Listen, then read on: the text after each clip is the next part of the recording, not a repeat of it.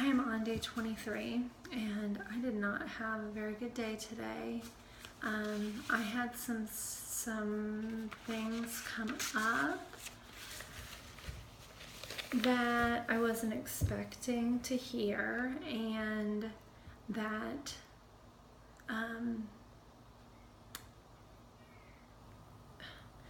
it was surprising to me, and I saw that things weren't going to work out. It was around an event that I'm planning, and it's a big retreat that I have coming up, and some stuff came up, and at this point it looks like that's not going to happen, and I was very disappointed. I was really deflated was the first thing that came up for me, and I was a little angry and grieving, like I was sad about it. So I had a lot of feelings around it, and I basically felt yucky all day. It didn't feel right. And so I remembered that what I need to ask myself when things don't go the way that I wanted them to go is, what does this make possible? And for today, it was important for me to wait until I could be out with the horses out in the barn, to be alone, to have some relative quiet time. And so I did that, and something that I haven't done in a while is write. I will either write a letter to my intuition, or I will have this conversation with Spirit, and it's sort of like a back and forth, and I just write my question, and I just wait for whatever comes to me. And so I started by asking, what does this make possible? And a lot of it, not surprisingly so, was, and I said this to my husband before I went out to the barn, is I know this is about me. I know this is not about what this other person is doing. It's about how I'm responding. Why are these feelings coming up for me? And so a lot of what does this make possible was stuff that I needed to do. You know, that this is an opportunity for you to realign, for you to find clarity, for you to put more faith and trust in yourself, all of that. Another message that I got that I thought was really interesting was, shake it up. Change things. Complacency never does that. Happiness and peace don't do that. No matter what, know this happened, that these yucky feelings are here because something needs to change. And that's when, I'd been writing for a while, and when I hit that, I was like, oh. So I wanted to continue to have a conversation about that, and I said, what needs to change? You. And I asked, what do I need to do? The answer was become. Because this is how my conversations with Spirit always go, or my intuition, or whatever, God, whatever you want to call it. It's always like kind of mysterious. But I keep asking and I keep asking. And so I said, become what? The process was the answer. I said, what does that mean? And the answer was, melt into the process like the river. So I shared in one of my meditation videos, which that probably doesn't make any sense to anyone listening. In one of my in a shamanic journey that I'd done recently, at the end of the journey, I became the river. I literally melted into the river just before it went over the waterfall. there was a whole lot of stuff about the water and the river in the journey prior to that, and in the end, that was me. So that's why that message came. So what does that mean? Melt into the process like the river. You can't become the river. You can't melt into the river until you get in it. Right now, you are just standing on the bank, making thoughts about what the river feels like. Jump the fuck in. And I have to say that typically my messages don't come with profanity. But it definitely felt like, so I don't know, this felt like it was coming from a different source than I would typically talk to.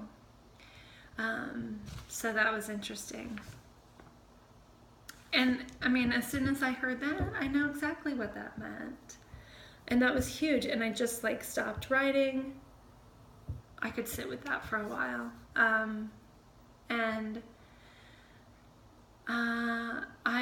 I am doing a lot of postulating about the river. I have used this practice, these 1 hour meditations, as an excuse to not do the work that I'm supposed to be doing. Like, this practice was intended to bring me deeper into myself, basically. And instead, when I'm waking up in the morning, sometimes I will write, but sometimes I won't. And when I don't, I think, well, I'm setting aside a whole hour later. I mean, come hell or high water, that's happening. So it's all right. Or I go to bed at night, and sometimes, especially when I'm really needing to be alone, this stuff is happening in the evening. I go up to bed, Bodhi's asleep already, I'm exhausted. I don't want to do the work, and I'm like, I just did a whole meditation, like an hour, and I got something from it, and so I'm good. I just want to watch TV now. This is not what this was about. That is not what this was supposed to do. And that's what it's doing. And so I am not writing as a daily practice. I am not doing my morning pages as a daily practice. I am not doing the work. I am talking about the river, and I'm not getting in it. I mean, I am the river, but like, my body is not, I'm not there. I'm making all sorts of excuses to not get in the river that is me, right? So I'm like creating this separation with myself. So it's bad news. And this isn't the first time that thought has floated by me. I think everything that's happened today has like brought this all to a head where it's like, no, really, right? Like, you're not doing the work. And so I sat with that, and then I asked again, what does this make possible? Because at that point I really felt much more in the flow of things. Because that's what writing does. That's why you do your morning pages, is to get through all this shit so that you can get to the gold. Anyway, so I asked again, what does this make possible? And the answer, all things were possible then, and all things are possible now. You simply lost sight of the infinite possibilities when you set with hard eyes your sights on this one minuscule specific event. The question is, what do you want to create?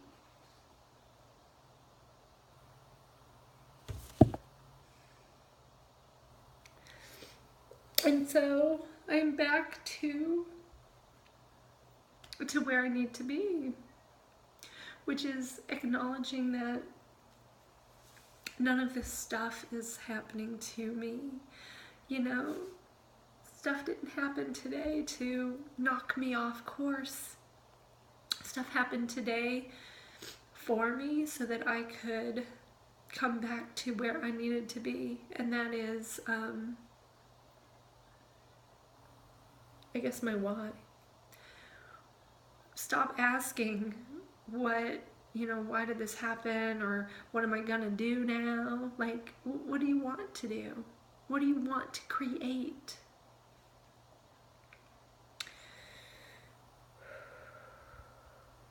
And I did write, I did start to answer that question, and I know that there's more to it. So my phone died, and so I was doing with chanting, and I had chanting while I was writing. I think that's helpful for me to like have that in my ear so that I don't forget why I'm here. And so anyway, I did like go in my car for a while and turn it back on, and so I know that there's more to this, and I'm gonna write more. I'm gonna do this. I'm gonna do more on this tonight, and I'm gonna write in the morning too. So that is my promise to myself. So I wrote, I want to create a deeply meaningful experience for women who've spent a lifetime or more carrying the weight of their wounds. I want them to know there is so much power waiting to be discovered. There is so much light. The sole purpose of wounds is expansion. It is an invitation from the universe to create something bigger than ourselves. It is our soul calling to us to step up into the light, because we were never meant to live in darkness, which is where our wounds keep us. So I'm gonna write more, because that's the only question I need to ask myself right now, is what do I want to create? Because everything is possible right now, everything, just as it always has been. And I know what I need to do too, is that I need to get in the river. Because that's the only way that I can become the river, is to get in it. So that was a big one. 23 and counting.